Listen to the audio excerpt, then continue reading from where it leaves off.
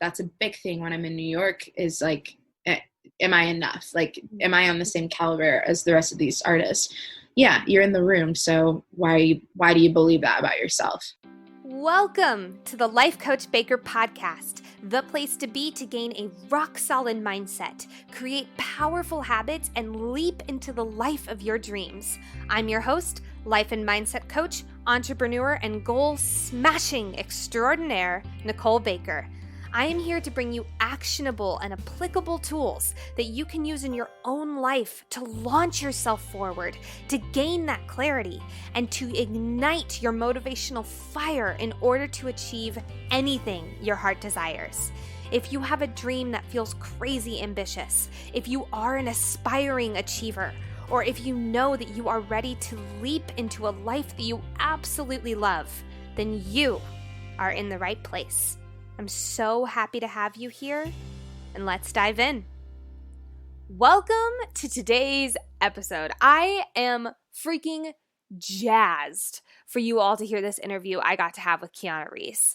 First of all, Kiona is someone I have known for over 6 years, and she is one of my soulmates, and I wanted to have her on the podcast for forever, and the fact that she was finally able to come on and talk to you guys is just so meaningful. If you are a performer or a creative artist of any kind, this is the underlined episode for you.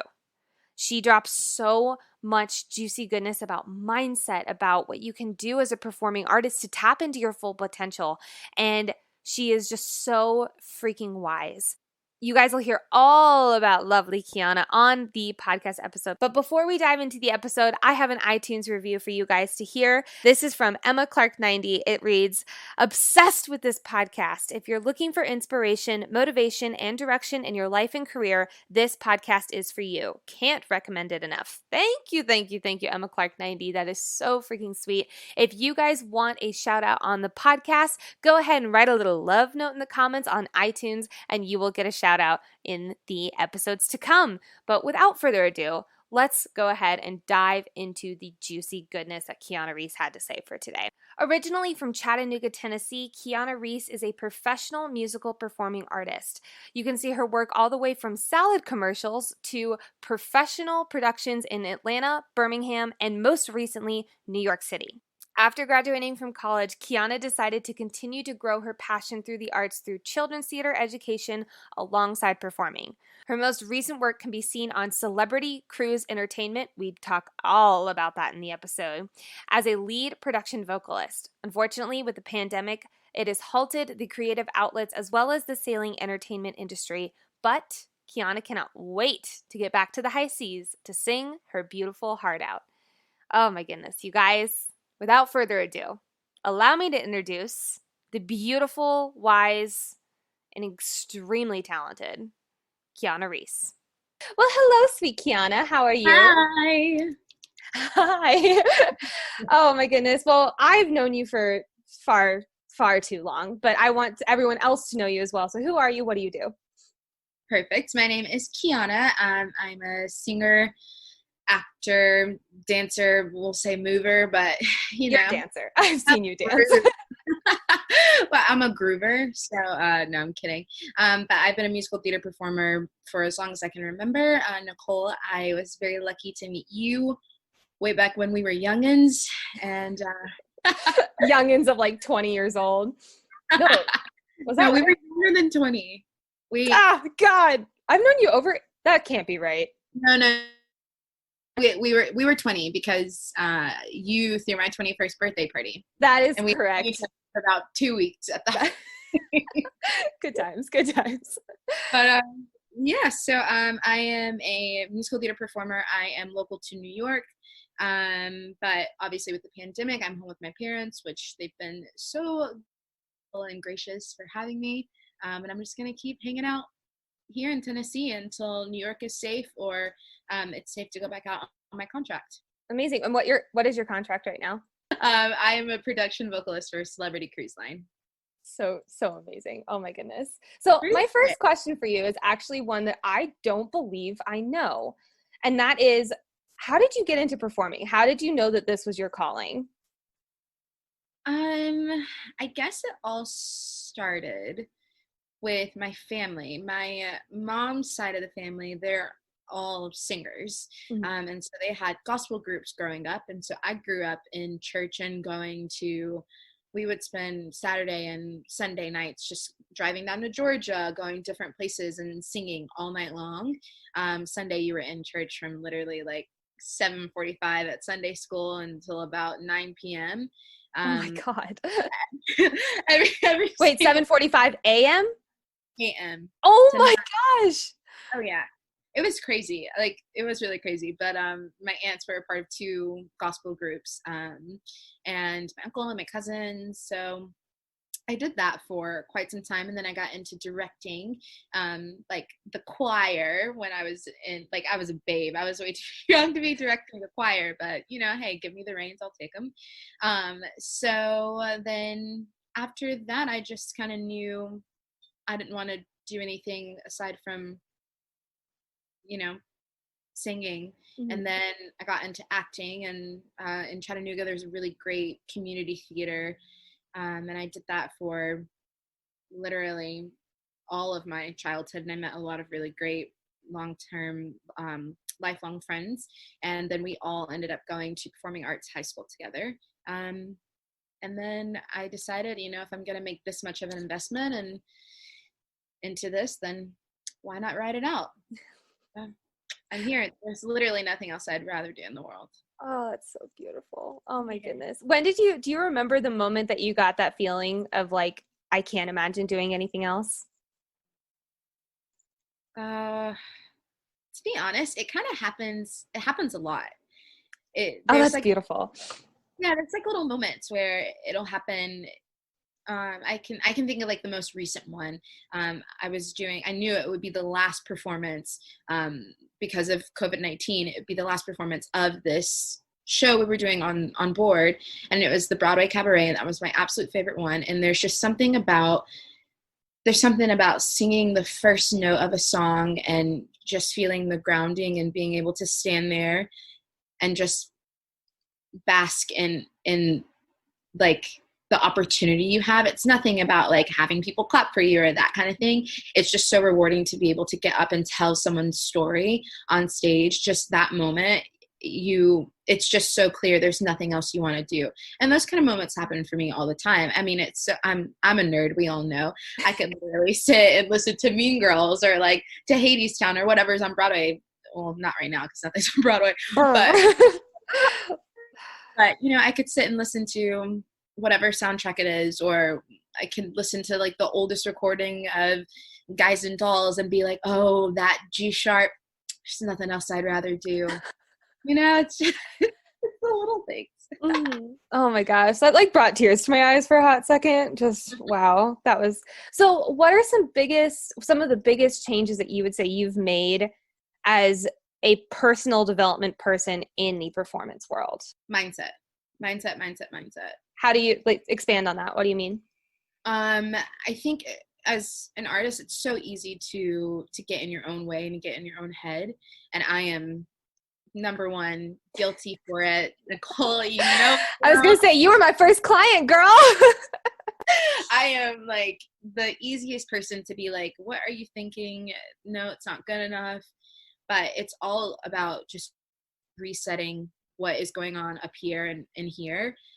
Because I know as an artist, I have every single capability. I have the world at my fingertips and I can do whatever I want to do, but it's my own mindset that gets in the way. So I know there are moments where I have to reset in order to keep pushing forward. I think that's the biggest change I've made as an adult is mindset and reshaping my thoughts about my capabilities, whether it be on stage or not, So what are some big, like, is it affirmations? Is it exercises? Is it getting in physicality? Like, what are the biggest, like, turnaround tools that you have in your back pocket? Biggest turnarounds for me are probably visualization and visualization. Let me just say, Nicole Baker. Okay, so, like a couple months ago, you recorded those guided meditations for me. Mm-hmm. I use them all the time. All the time. Really? Oh, that makes me so happy. All the time. Because I mean, there's so many times where like you think okay, I'm great, I've realigned and I feel good and my mindset is exactly where I want it to be. And then it takes one little thing to just throw it off, you know? It's just, we're humans, we're so susceptible to everything going on around us. So it's so easy for your mindset to change like that. So for me, it works best if I can hear and see. So guided meditation is the best thing for me, is listening to someone or listening to something, whether it be ambient noise or whatever it is. I personally really like guided meditation more. So I use a lot of your guided meditations to get relaxed and anxiety down and to visualize what's on the other side of the anxiety. Oh, that's beautiful. Thank you for using those and utilizing those. I think that is something that I've used with multiple clients. And I feel like that is just like the biggest tool in your back pocket, because it takes 3 minutes, 5 minutes to go from a complete crap state to like aligned with your higher self and visualizing that end line. Like I have a light on my face. I'm like performing in front of the crowd. I feel that energy, and like going from there to there, it changes your physicality. It changes your neuroscience. Like it's fascinating what it does inside, but the actions you take afterward are equally as incredible. You know, it's so funny. When I was still on board a couple of weeks ago, my friend and I, we had done a workout, and then we were like, oh, let's do a meditation. It's so nice outside. And it was still so early in the morning. It's like beautiful to sit up on the top deck and just meditate. Oh yeah, it's so great. But, you know, Wi-Fi is a little spotty. So we were looking for a meditation. And I said, you know, I've got this meditation from my friend. You know, we could do that one. And she's like, yeah, okay. So I play it, and it's like Kiona Reese. And after the meditation, she was like, where can I get one of those? Oh my gosh. Send her my way. I've got her. I was like, listen, there is a goddess named Nicole. Oh my God. Right. She'll get you right. Yeah. You talk me up. Thank you so much. So on the flip side of all that, what are some of the biggest challenges that you think you've had as a performer? Obviously, I know COVID-19 really threw a wrench in everything that went down, but what are some that you would say? Do you mean like most recently? What do you? Let's do more broad. What are some biggest things that you would say that you've like that have gotten in your way? Mindset wise or physicality wise, whatever that looks like. I think it's different with every state that I live. You know, I think when I'm in New York, it is getting in the room and being in that holding room with the 300 other women who are about to go in and do the exact thing as you. And so then you start thinking, well, is what I prepared enough? If they're gonna belt, you know, 3 keys or 3 notes higher than me, is that I'm not doing that today. Is that enough? So a lot of it is about being enough. That's a big thing when I'm in New York, is like, am I enough? Like, am I on the same caliber as the rest of these artists? Yeah, you're in the room. So why do you believe that about yourself? Hold on, pause. Say that again. For the people in the back, please say that again. Yeah, you're in the room already. Like, why would you believe that about yourself? You're already in the room. I tell you, okay, so with celebrity, I've been so blessed with such a great company, and you know, there's a lot of pressure that is put on the singers, especially because the show really is built around the singers. Mm-hmm. So there's this one song, sure we'll get to, but there's. And, you know, and not just that song, there are lots of songs. Like I was singing Halo at one point where, God, I'm not doing what Beyonce's doing, dear Lord. Or I would sit and be like, oh my gosh, we have a office run, which is basically like a preview for everyone in the office and every other cast that's there in the studio to come and see what you've learned over the past week. And so you have a week basically to learn the show and put it up So Wow. it is a lot. Yeah, it's a lot. So, I would sit and I would literally work myself into these situations where I'd be like, oh my God, what am I doing? What am I doing? What am I doing? I'm like, hold on a second. You already got the job, babe. You're already in the door. Like, what are you freaking out about? It's already yours. You have nothing to prove to anyone. You already got it. You're already getting that paycheck. You're already receiving every single benefit that you possibly could from the job. Why are you questioning yourself? That is probably the biggest thing, aside from getting my mind together, which they play hand in hand. That's the biggest struggle, I think, for me, and probably for a lot of other performers too. Yeah. Oh my God. Yes. And one of the main reasons I wanted to have you on this podcast is because what you just said right there is a universal feeling, whether you're a performer, whether you're a speaker, whether you're someone who's going out for a new job. It's always that question of am I enough? Am I enough? And it's truly just that one simple shift. There's I think Tony Robbins who says it, it's 2 millimeters higher. Wherever you are, go 2 millimeters higher and you've achieved excellence. And it's or you've achieved outstandingness, excuse me. But and it's so interesting how it's so close. Being great is one thing, but being absolutely exceptional is just 2 millimeters higher. And it's fascinating how that works out.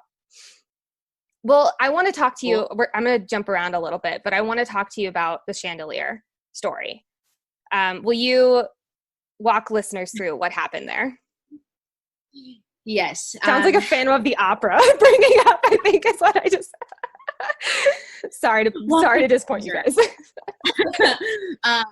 Okay. So basically in my contract, I had a set list of shows that I would be learning. There were 4 main stage production shows, and then there were 2 theme nights. I already had learned everything else, and it was this last show. I knew from the beginning of my contract it would be the hardest show for me because the show is called Chandelier, and I was playing the chandelier. So I already thought that was a lot of pressure, in itself. Typically, if I am usually cast as the leading lady or the ingenue type, now that people are starting to open their eyes up to what an ingenue is. Preach, girl. Yeah, that's my career is kind of taking a turn there, which is great because I think types, whatever. But anyways, so with Chandelier, I knew that was going to be the hardest show for me because I had to sing the song Chandelier. Regardless of whatever else was in the show, I didn't care about whatever else in the show. I didn't care about the myriad of monologues I had to do. I did not care that I was talking the whole show, that I was standing in a tight dress up on this lift 6 feet in the air while people danced around. I didn't care about any of that or the logistics. I cared specifically about singing I'm Gonna Swing from the Chandelier. Okay. People kept saying to me, oh, we saw the last girl do it and oh my gosh, she made me cry. First of all, never say that to anyone. Never say that. Why did you say that? Oh my God. The last time I saw the show, I cried. The girl made me cry. The girl that's doing it on board right now, she's so good. Great. That's so good. Why are you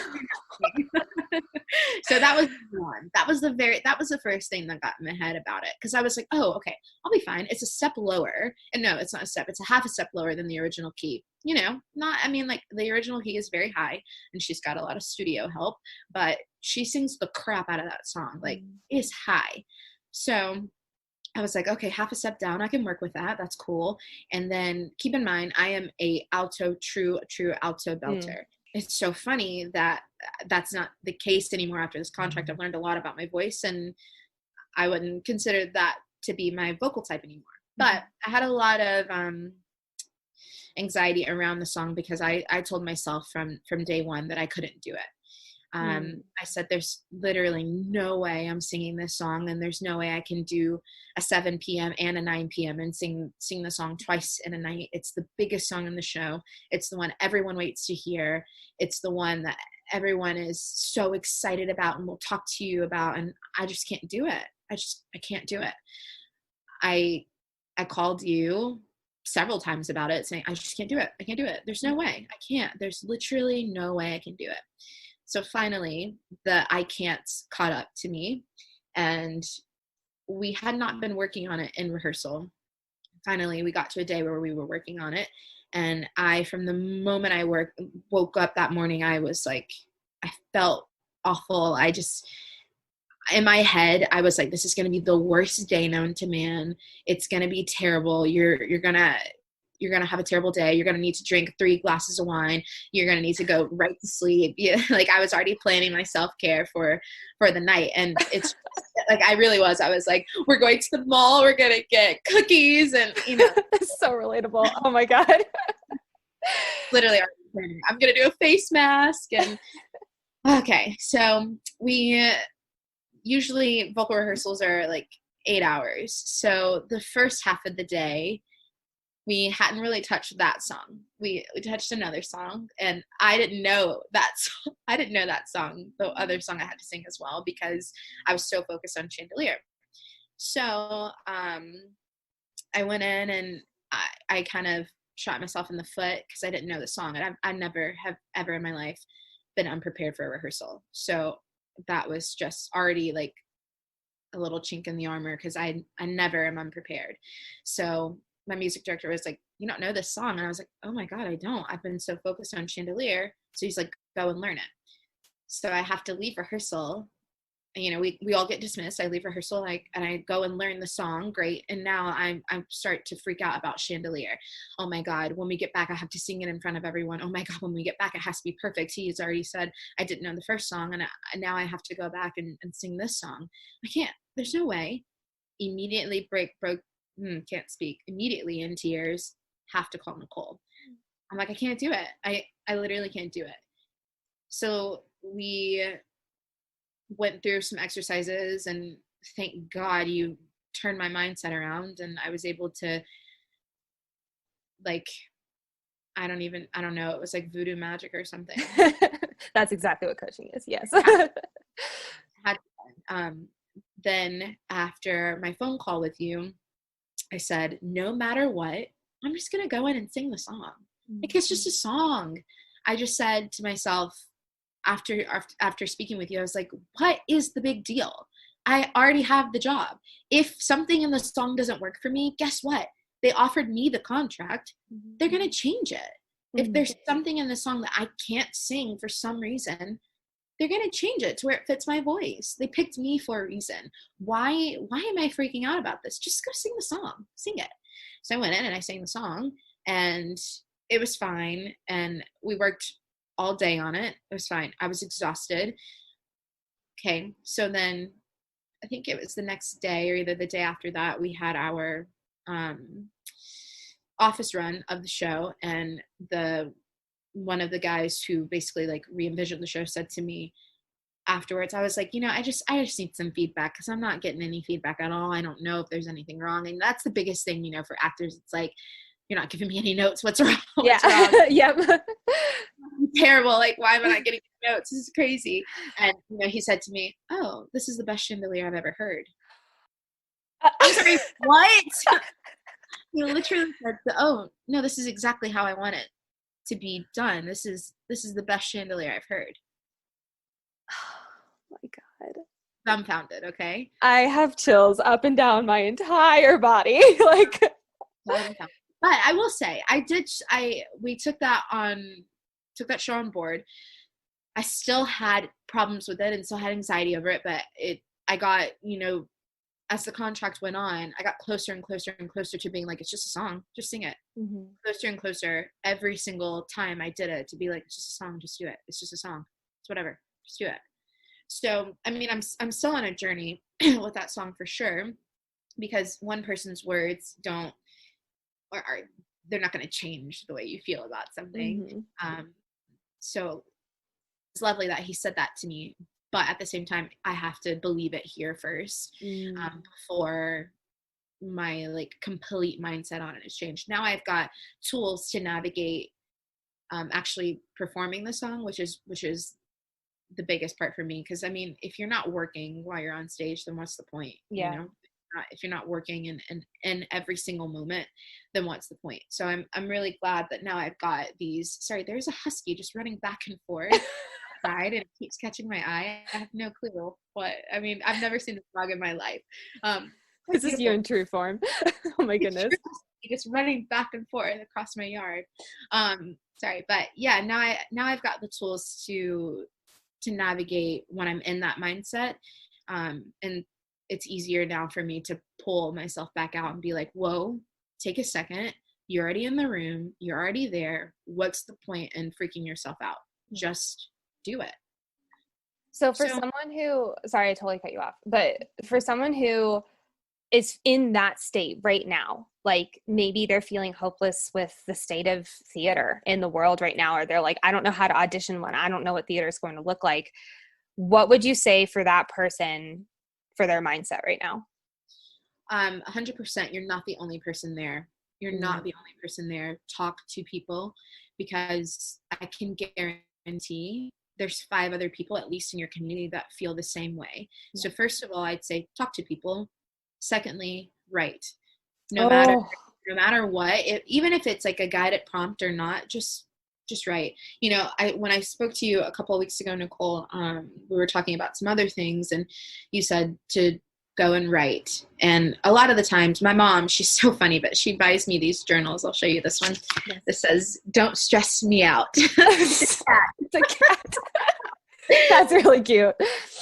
She buys me these journals like all the time, I think because they're like $2 at Ross, but but she buys me these all the time, and I have so many of them just around my house, around like my apartment, wherever I am. I always have a notepad that I can just write in. It doesn't matter what it is, if it's just random thoughts, if it's a guided prompt, if it's something that I want to work on.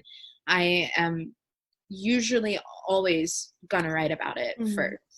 And then when I say talk to people, I mean it doesn't have to be anyone in the industry. It could be, honestly, it could be your mom, it could be your dad, it could be your brother, it could be whoever. Just talk to someone and just get it out, because there's no point of living with that on the inside of you, because you're not doing anything but manifesting just nasty feelings that you just don't need to harbor yourself. 100%. Get out of there.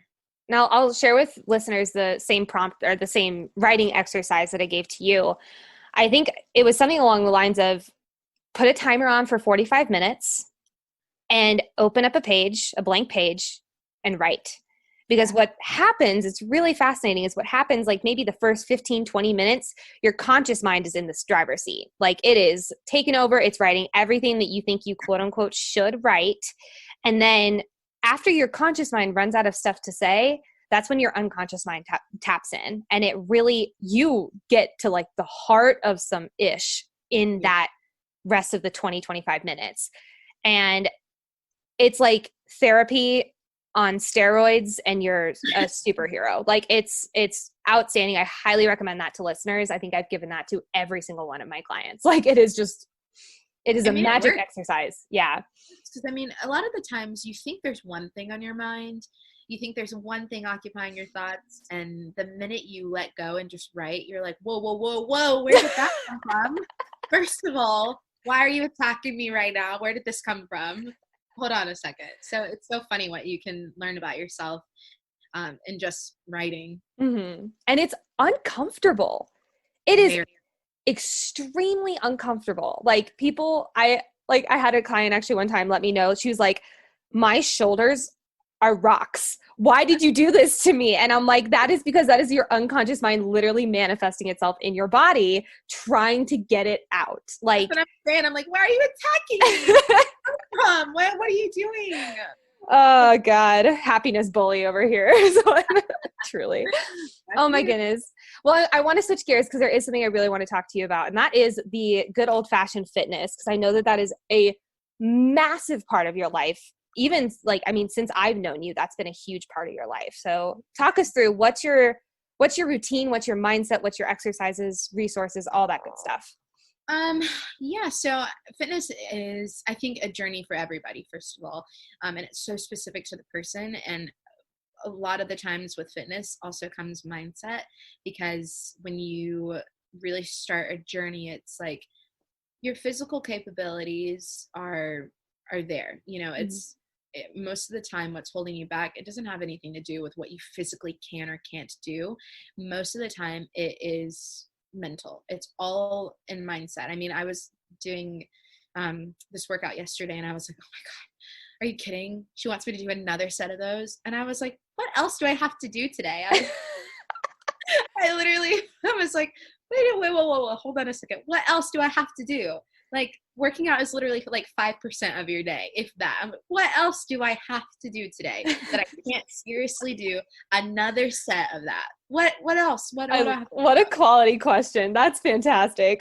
I literally was like, I was so upset with myself because I was like, no, I can't anymore. I'm do one more burpee. I promise I'm gonna jump out of the window. And she asked me to do another burpee, and I'm like, are you kidding me? You want me to do more? Another set of 30 burpees? Are you crazy? 30? Yes, Ow. 30. Ow. So I'm about to tell you all about it. So I was like, wait a second. What else do I have to do? Just do the burpees. Just do it. But no, so a lot of it is really just mental, because I could have said, you know what? Yeah, I am tired.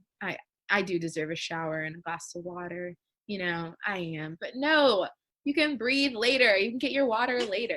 You don't need that. But yeah, fitness has always been a journey for me. I've always loved working out, being in the gym. You know, I'm crazy about going to the gym. And then it's rough when you can't find what works for you. So I feel like forever I have been trying to find something that works for me. And like I said, fitness is so specific. So running might work for you, but it doesn't work for me. Totally. Or weightlifting might work for me and it doesn't work for you. So it's so, you just have to pay so much attention to your body and what's happening, and whether it be like, oh, I'm trying this thing for 2 weeks, instead of getting discouraged of, well, nothing's working, so I'm just going to stop. No, there's something else out there that will work for you. You just have to find it, and you have to take the time to invest in yourself to find it. And I think I have found my like little cocktail of fitness that really, really works for me now.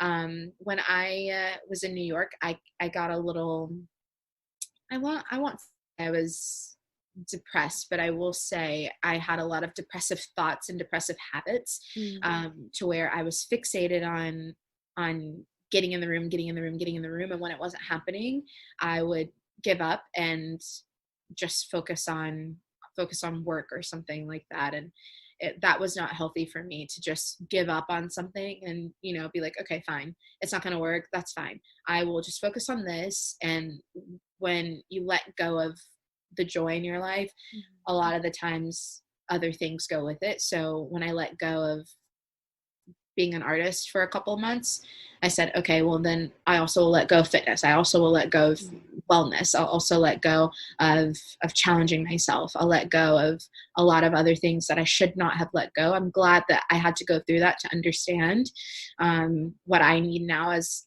a functioning adult. So I slowly got back to what I was originally doing. I just made a little bit of a change with the training that I do. And so now that I'm back on my fitness, I lost like 30 pounds, which is really good. I gained some weight when I was in New York because, like I said, I was like drinking grapefruit wine every night and grapefruit wine. I love it. Oh my gosh, it's so good. It's so good. But yeah, I had just let go of my good habits, and I just had to change my mindset, really. And so now I love working out. I try to eat as well as I possibly can.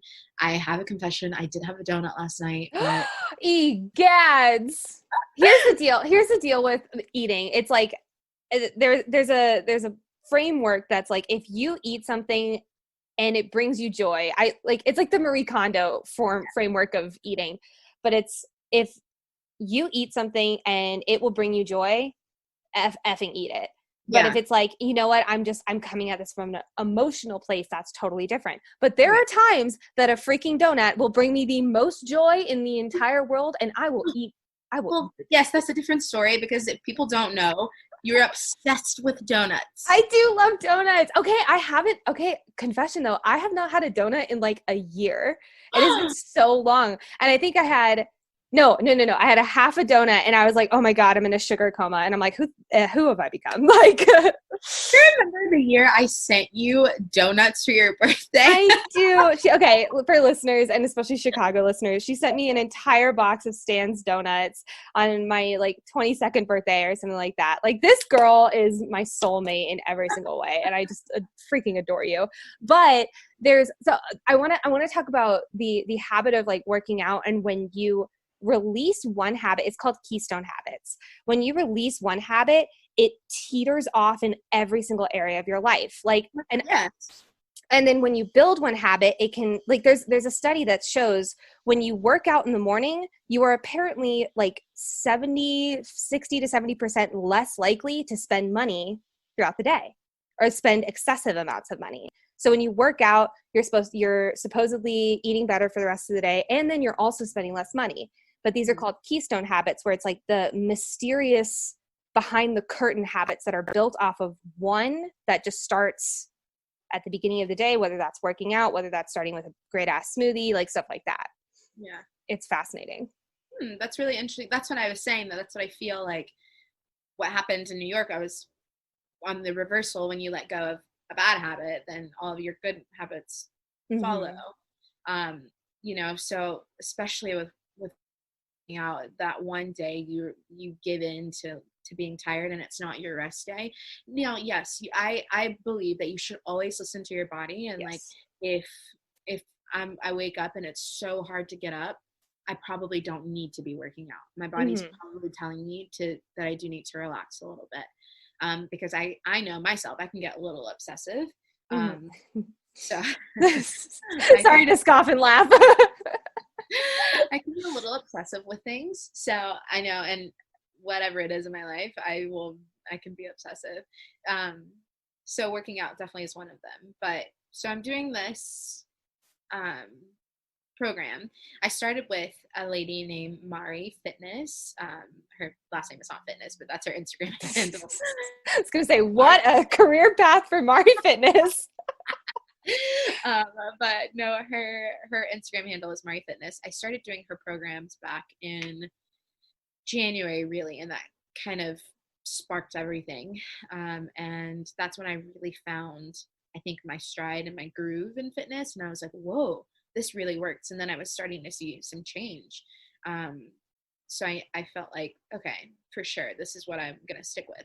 And when I got on board, I was doing a different program, and that was also really nice.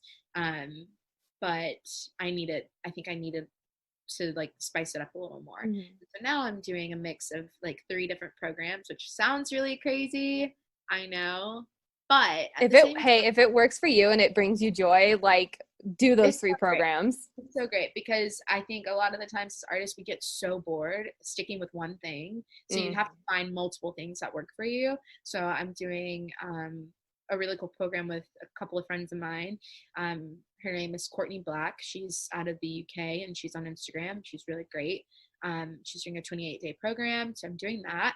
And then there's a lady out of Atlanta who, she has this class, Oh My Glutes, on Saturdays. Her name is Kiona D. She's incredible, and she has my glute game on points. You heard? I love that. We all know that I'm obsessed with my butt, so it's a good butt. I can confirm this. Like, I'm obsessed. Thank you. So I follow her, and then so Courtney, Mari, and Mecca. So those are. I'll put the links to all of them in the show notes so that people can find them. We'll absolutely love them. So yeah, that's my little cocktail of fitness, and I feel really happy right now, and really encouraged by myself, and like I feel motivated by myself every day. And I want to make sure listeners really hear this. Like, Kiona, how many different programs, different types of working out would you say you tried before you found these people? Oh my gosh, probably like I don't know, at least in the past like 5 years, at least 15 different programs. And that's a lot. Yeah. And I really want to make sure people hear that, because it's like, it is not a one and done sort of situation ever. Like, I mean, fitness is only one area of that, but like life is just not a one and done situation. And I think especially our generation, we grew up really having Google. We grew up being able to type something in and getting 15,000 searches for it, like within seconds. And that's just not how life works. That's not how mindset works. That's not how our bodies work with getting new habits, with obtaining the perfect fit for you. Yeah. And so I want to make sure people really get that. It's like, this was a journey. This was a huge journey for you. Yeah, major journey. And I feel like if I didn't have fitness, then I would go absolutely crazy. I would go crazy. Big same. So. True, but crazy in a bad way is why you're gonna go. Oh dear.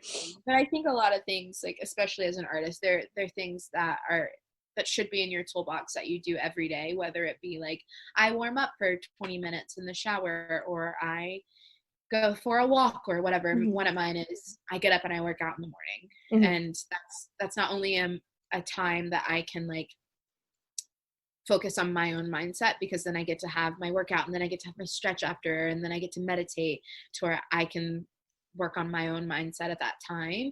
But it's also like just another grounding exercise that you can use just to bring life back into whatever situation is going on, whether it be like a lack of motivation or anxiety, or a myriad of things that I'm guilty of overthinking, and you and many others, my dear, many others. But I mean, but listeners, and I think I've preached this to you so much, is like morning routine, and it doesn't even have to be morning, but just routine in general is so incredibly important, because one of our 6 human needs is certainty.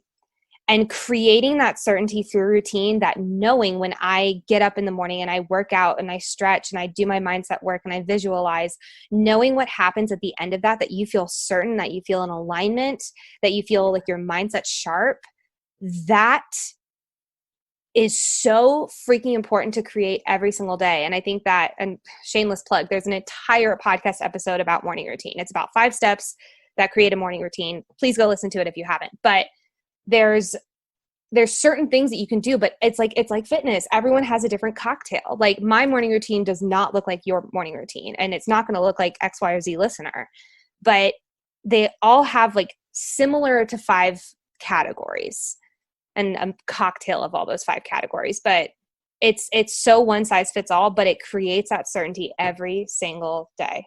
Yeah. Humans crave it. Oh my God. Mm-hmm. It's so true. Oh my goodness.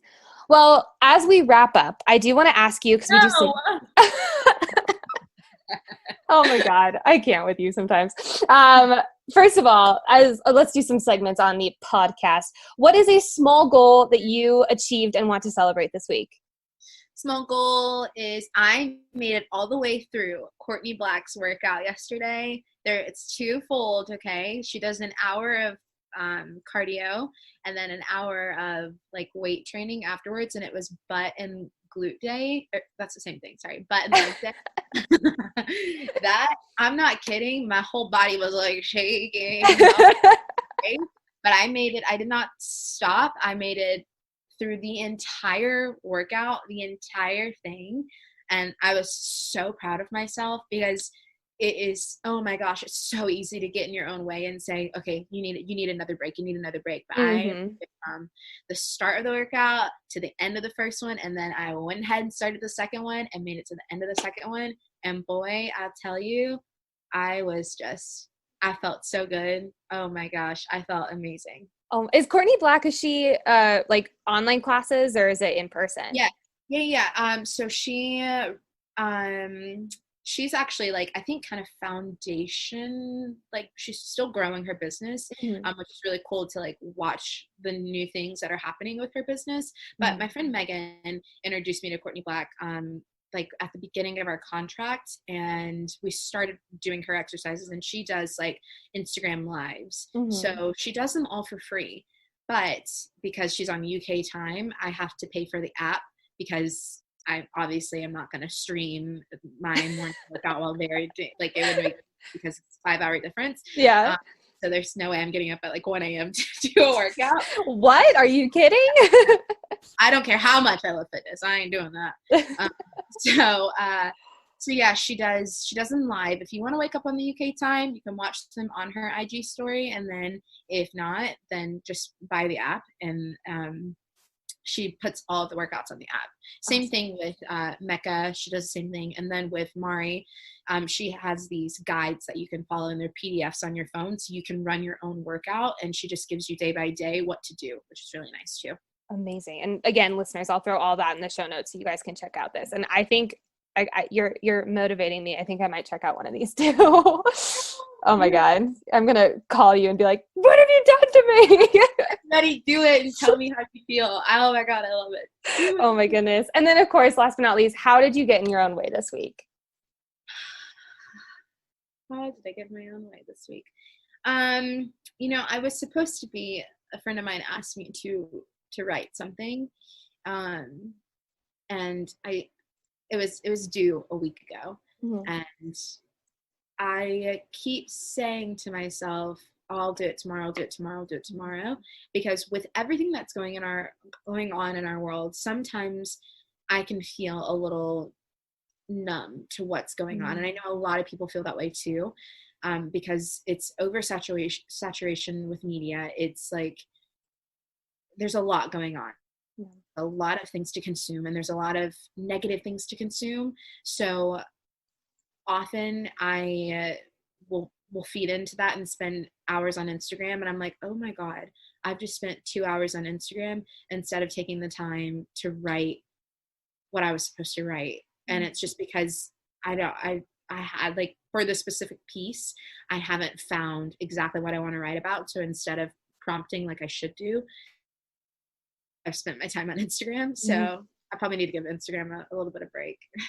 I will say something, I think I talked about this in the habits episode, because that's all Instagram is. Like, let me ask you this. Could you right now, without looking, with your eyes closed, open up your phone and go to Instagram? Absolutely. I know exactly. Yep. It's like everyone has that, like it's either one swipe or they know it's off in the corner, and you could literally do it with your eyes closed. And this could be any app. It could be any social media. It could be anything that's negatively affecting you. Or positively, but we're going to look at negatively. What I literally did is I took the Instagram icon, moved it over a page on my phone.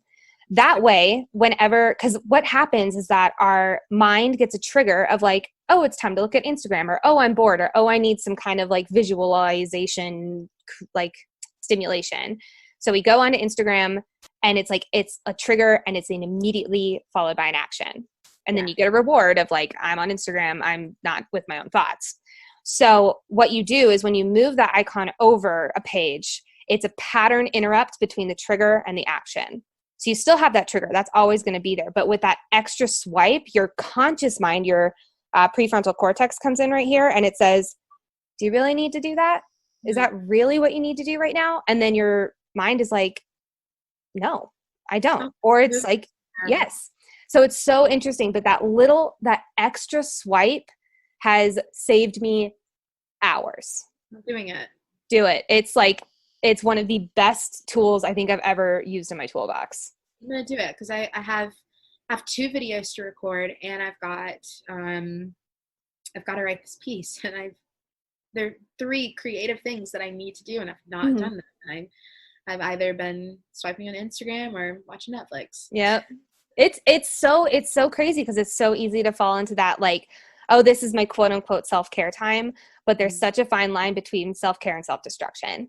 Sure. And social media, I love it and I hate it at the same time because it is the borderline of that.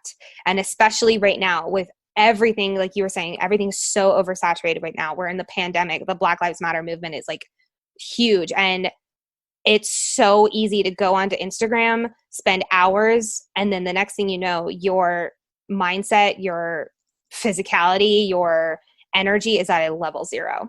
Yeah. And it And sucks. don't get me wrong. I think that we absolutely should be, especially with the Black Lives Matter movement, that is something that we should all be super vigilant about, and we should be reading and we should be educating. And but I also think there's a time that you have to take care of yourself too. And if that means getting off of Instagram for, for those 2 hours that you spend, or cutting it down to 30 minutes or cutting it down to 15. I mean, it might sound silly, but it is something that really does consume our lives. Social media just does. Whether we think so or not, it really does consume a lot of our lives. And we absolutely should be reading and learning and watching, but that also comes with some balance as well. So I think that's a big thing with at least social media, is just learning how to balance it in your life too. 1,000,000%. Couldn't agree more.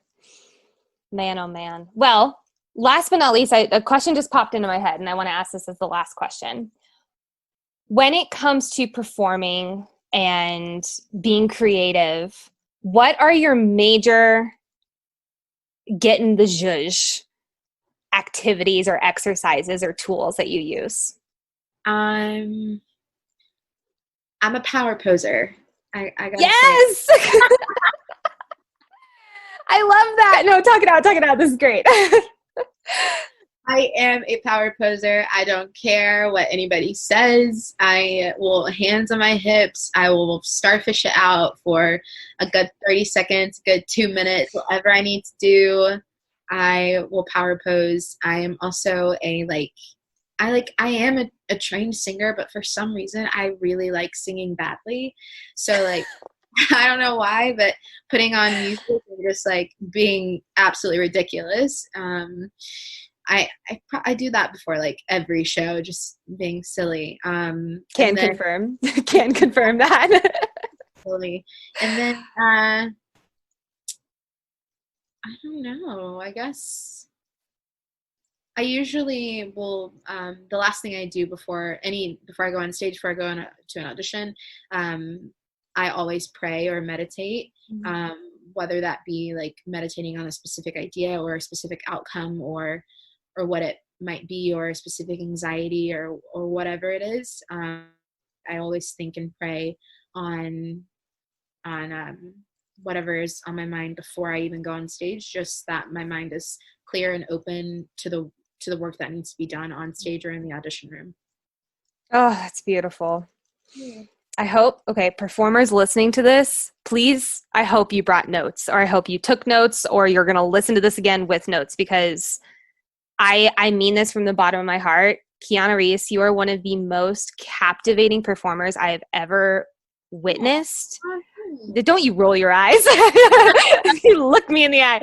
No, seriously, like, and granted, and for listeners who don't know, we met doing children's theater. To say that someone is a captivating performer after watching them dance around in a dragon costume is a talent. That is a talent forever. Yes. But after, seeing your videos and seeing how beautiful of a performer you are, I mean it from the bottom of my heart. You are just so incredibly amazing, and I'm honored to know you. Thank you. I love you. I love you too. Oh my goodness. Well, last but not least, where can people find you to stalk all of your amazing beauty and all that good stuff? You can find me on Instagram at lovealwayskdr. And also I'm on Facebook too at Kiona Reese. Yes. And I'll put both of those links in the show notes and everything. Link it up. Amazing. Well, thank you so much, Kiona. Of course. What an angel. Oh my gosh. I'm so freaky grateful that Kiona got to come onto the podcast. As always, I want to talk through some key points that she discussed, because she dropped so much good information for you all. Number 1, mindset. At the end of the day, that is really what makes or breaks your happiness and your fulfillment in your career, no matter your career. Number 2, visualization. Use a guided meditation. I've done numerous guided meditations on this podcast, and if you want a personal one, reach out to me and we can get that set up. Number 3, consistently questioning if you're enough in the room. No. If you are in the room, you are enough. period. Number 4, you have nothing to prove. Being outstanding is just 2 millimeters higher than where you are. Allow yourself to tap into that. Number 5, it is just a song. We work ourselves up into this huge ball of anxiety and fear and worry that we're not enough when in all reality, it is just something extremely basic. But we have to let go of connecting our self-worth to that teeny tiny basic thing. It is just a song. Number 6, talk to people about your concerns about what's going on, especially in the theater community. There's so much uncertainty right now, and you are not alone. Number 7, go back to that writing exercise that we talked about. Set a timer. Write it out for 45 minutes and watch your brilliance shine through. Number 8, so much of exercise, and I mean health exercise, is mindset. Watch the language that you're using because your energy will completely line up with the language. If you're saying, I can't do another set, guess what? Your energy will reflect that. Versus if you say, I've got this, I'm so great, I'm so strong, you're amazing. Guess what? You'll be able to do that next set. Number 9, you have to find what works for you. It's a health journey, a fitness journey for a reason. It's going to take a while to find out your perfect little cocktail. Number 10, when you let go of one good habit, your good habits that you've stacked will follow. This is called keystone habits. However, it works the opposite. If you gain one, remember I said if you gain the habit of working out in the morning, studies show that people spend less money, they eat healthier throughout the day. It stacks on top of that. Again, keystone habits. Also, side note, this is 10A. Remember, your pattern interrupts. And if you need a full dissection of that, go to the habits episode of this podcast. And last but not least, number 11, when in self-doubt, power pose it out. You guys are amazing. And thank you so much, Kiona. I hope you guys got so much good information. If you guys want to follow Kiona Reese, the link is in the show notes. She is at LoveAlwaysKDR. We also have the links to all the things that she talked about during the episode. But you guys, thank you so much for joining us today. I hope you got so much good information, and I will talk to you all super, super soon. Bye. Thank you so much for listening to today's episode. Now, please take a moment to either rate the podcast 5 stars, write a little love note in the comments, or share it on social and tag me at Life Coach Baker. I mean, heck, you're an achiever. Why not do all 3? It helps so much to get the word out there. Now go, take the leap, and achieve your dreams. I'll talk to you next time. Bye.